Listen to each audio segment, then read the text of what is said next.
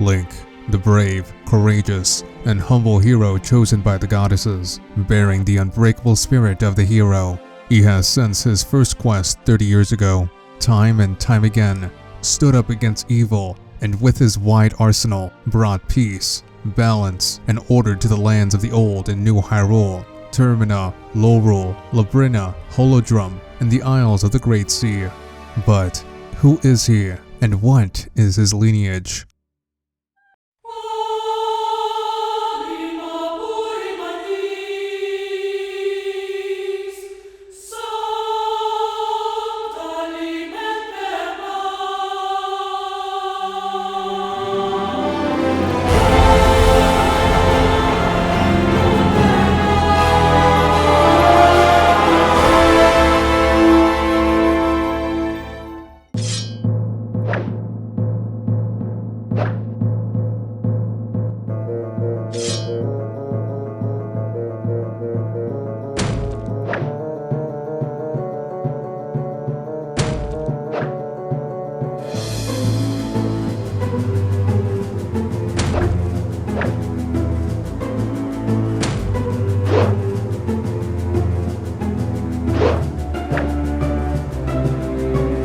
That was the last of them. But why in the name of the goddesses are Boblins doing in these outskirts? It's like everything has gone down the drain since the hero left Hyrule. Not the hero, Sir Commonwealth, but a successive line of reincarnations following the creation of the world by the three golden goddesses, Din, Nehru, and Farore. Legend has it that upon departing back to the heavens, they bestowed a holy relic, the Triforce, in the care of the goddess Hylia, and under her protection, the land left behind thrived, until the dark times and the destructive invasion by the Demon King Demise to claim the omnipotent Triforce. As a consequence, the remaining humans were along with the Triforce sent up to the sky, while Hylia and the remaining tribes defeated and ultimately sealed Demise. The price for this victory? The passing of the mortally wounded goddess. Overlord, this reminds me.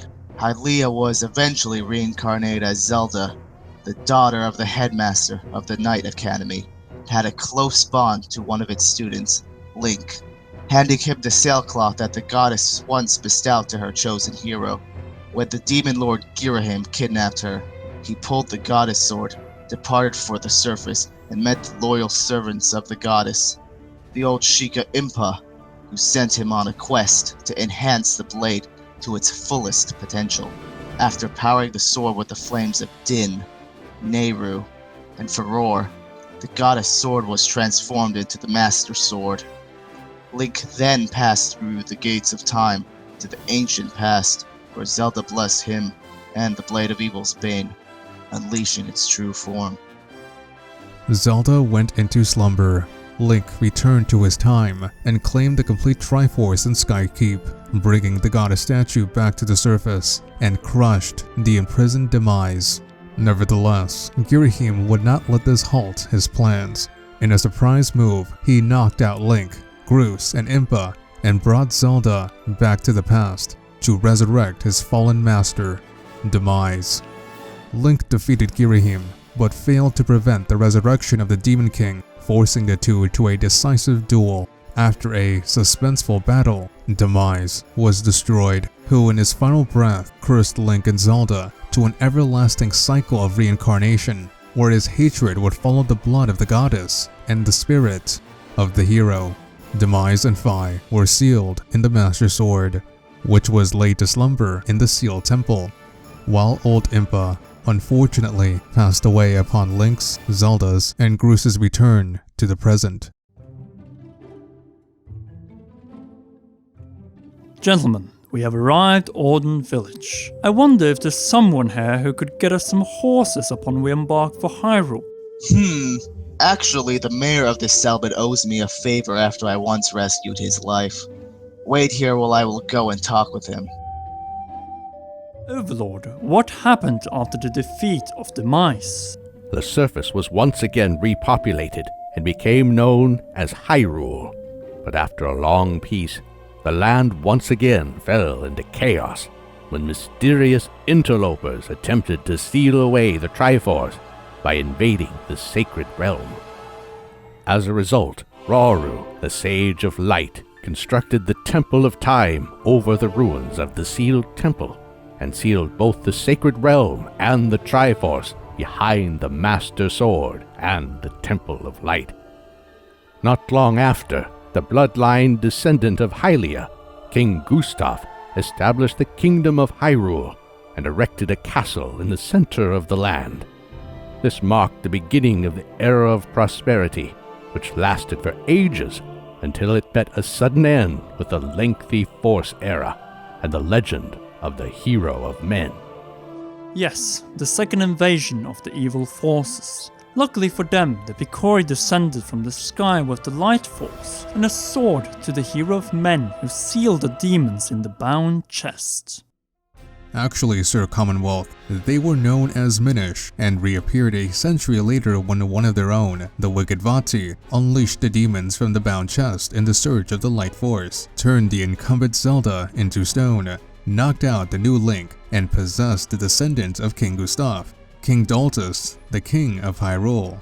Along with Vati's former Minish master, the cursed Ezlo, Link obtained the four elements, repaired the Sacred Four Sword, and faced Vati when he was extracting the Light Force from the princess's body.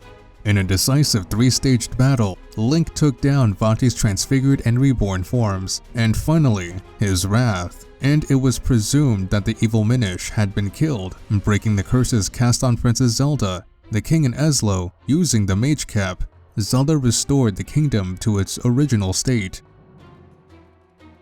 Sirs, the mayor welcomes us to his home. My sincerest apologies. Did I interrupt you? Sir Jack, we were just about to finish talking about the Legend of Link, Ezlo and his apprentice, Vati. Let me correct you, Sir Macintyre. Vati was not killed but sealed and eventually broke out of his prison. As the Wind Mage, he spread terror to Hyrule by kidnapping maidens and forced an unknown hero to pull the Four Sword, splitting his body into four and giving him strength to defeat the monstrosity and seal him in the sword. This seal remained under close watch until it one day broke when a new Princess Zelda and Link were investigating the sword.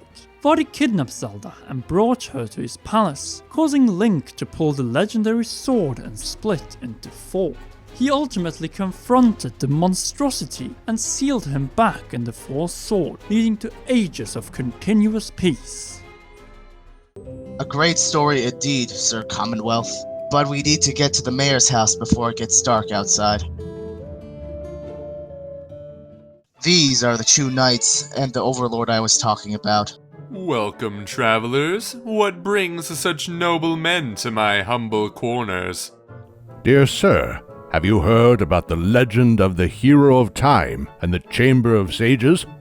Now that is a name I have not heard in a long time. Please, sit down. I don't know if the gentlemen are aware, but this settlement, or more specifically forest, is where the infant Hero of Time was brought by his mortally wounded mother when the civil war of countless eras ravaged at its worst. Bearing witness to this sight, the wise and old great Deku tree took care of the child. He sensed that the infant's destiny was closely tied to that of Hyrule and raised him as a Kokiri, leaving him completely unaware of his Hylian identity. There was a reason for this, however, as time would arrive for the young Link to rescue Hyrule and its people. Correct. Shortly after this incident, the war was finally quelled by the King of Hyrule, and likely his Goron and Zora allies, resulting in the unexplained disappearance of the Sheikah tribe, the unification of the lands under the Kingdom of Hyrule, and finally Ganondorf, the king of the Gerudo Thieves, was forced to swear fealty to the King of Hyrule. You mean the petty criminal who met his deserved fate by our own Link a few years back? He was far more than a criminal. He was the reincarnation of the Demon King himself. Humiliated by the Hylians, Ganondorf began in secret to plot against the royal family seeking the spiritual stones to claim the omnipotent Triforce.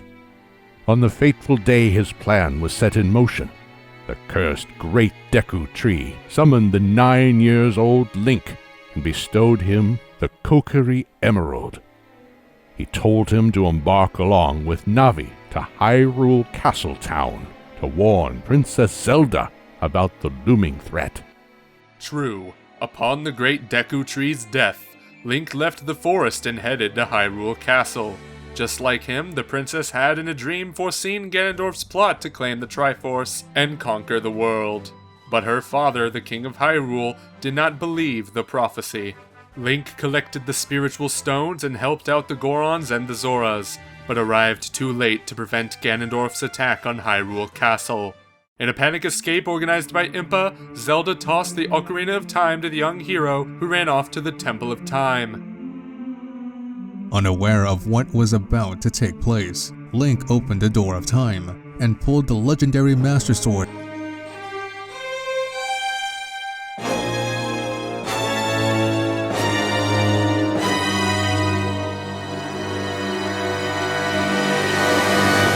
Just to be sealed in it. Seeing this, Ganondorf exploited the situation. He invaded the Sacred Realm, claimed the Triforce of Power, and conquered Hyrule. 7 years had passed until the hero awoke in the Chamber of Sages, where the Light Sage Rauru and the mysterious Sheik tasked him to break the curse cast by Ganondorf on the 5 temples and awake the sages within them. Along with his trusty mare Epona, and guided by Navi and Sheik, Link crossed the land of Hyrule, defeated the monsters lurking in the temples, and awoke the 5 sages, Saria, Darunia, Ruto, Impa, and Naburu of the Gerudo tribe, and returned back to the Temple of Time. There, Sheik revealed his true identity as the 7th Sage and Keeper of the Triforce of Wisdom, Princess Zelda herself, and granted the Hero of Time the light arrows. Unfortunately, Ganondorf had Link under complete surveillance and sealed the princess the moment after she dropped her disguise, bringing her to his castle. With the assistance of the 6 sages, Link conquered the trial set by Ganondorf and steadily fought his way towards the top of the castle, where the King of Thieves and the imprisoned Zelda waited for the hero's entrance. The massive door opened, and accompanied by the sound of organs, the Triforce of Power, Wisdom, and Courage resonated. "These toys are too much for you. I command you to return them to me." The decisive battle against the King of Thieves for the Triforce and the future of Hyrule commenced. But that is a timeline for another day. Did you hear that? They have returned. Their master Ganon might have fallen, but that hasn't stopped them from terrorizing this land. Overlord, follow me. These monsters do not spare anyone. You filthy little bastards! Get over here and taste some Mayor Bow!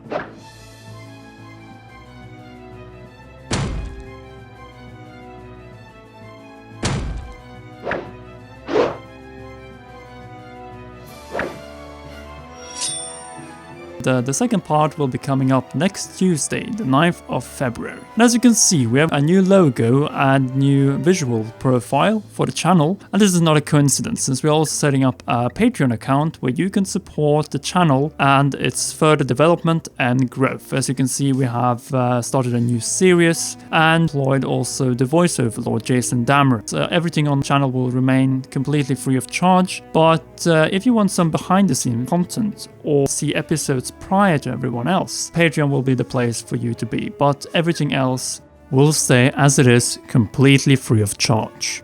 And the winner of the Twilight Princess HD giveaway will be announced in the next episode, so you can still join in for the giveaway if you want to win Twilight Princess HD. Just check out the previous episode.